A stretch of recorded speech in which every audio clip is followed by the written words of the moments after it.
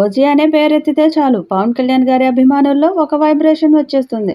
ఒకప్పుడు పవన్ కళ్యాణ్ కనిపిస్తే CM CM అని అరిచి గోల చేసే అభిమానులు ఇప్పుడు ఆయన డిప్యూటీ సీఎం హోదాలో ఎక్కడికి వెళ్ళినా ఓజీ ఓజీ అని అరుస్తూ సందడి చేస్తున్నారు. ఆ స్థాయిలో ఈ చిత్రంపై హైప్ ఏర్పడింది.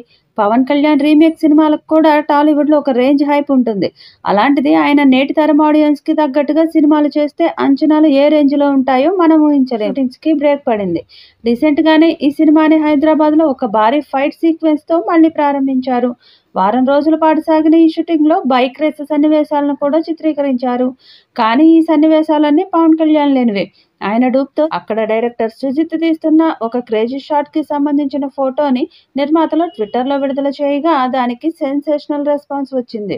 పవన్ కళ్యాణ్ అభిమానులు ఈ బ్యాంకాక్ షెడ్యూల్ కోసం చాలా రోజుల నుండి ఎదురు చూస్తున్నారు. సినిమాలోని అత్యంత కీలకమైన సన్నివేశాలన్నీ ఇక్కడే చిత్రీకరిస్తారట. భారీ యాక్షన్ సన్నివేశాలతో పాటు చేజ్ సీక్వెన్స్లను కూడా బ్యాంకాక్లో షూట్ చేస్తారని తెలుస్తుంది. ఈ నెలాఖరున పవన్ కళ్యాణ్ కూడా బ్యాంకాక్కి పయనమవుతాడని, అక్కడ 10 రోజుల పాటు షూట్ చేయబోయే షెడ్యూల్లో పాల్గొంటాడని తెలుస్తుంది.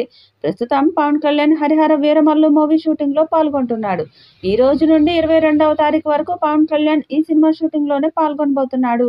22వ తారీఖుతో ఈ చిత్రం మొత్తం పూర్తవుతుందట. మార్చి 28వ తారీఖున ఈ చిత్రాన్ని విడుదల చేసే ప్లాన్లో ఉన్నారు మేకర్స్. అదే తేదీ కోసం ఓజీ నిర్మాతలు కూడా పట్టుబడుతున్నారు. మరి ఓజీ ఎప్పుడు విడుదల అవుతుందో చూడాలి. ఒక్క గ్లిమ్స్తో కేవలం టాలీవుడ్ని మాత్రమే కాదు యావత్ ఇండియాని ఒక ఊపు ఊపేశాడు. పవన్ లైనప్లో ఎన్ని సినిమాలున్నా అభిమానులు మాత్రం కాస్త ఎక్కువ ఎక్స్పెక్టేషన్స్ పెట్టుకుంది ఓజీ సినిమాపైనే. అర్థం చేసుకోలేక ఫ్లాప్ చేశామే కానీ సాహో సినిమా రేంజ్ వేరన్నది ఎందరో అన్న మాటలు. అలాంటి సుజిత్ నుంచి 5 ఏళ్ల తర్వాత సినిమా, అది కూడా పవన్ కళ్యాణ్తో అంటే అంచనాలు ఖచ్చితంగా తారస్థాయిలో ఉంటాయి.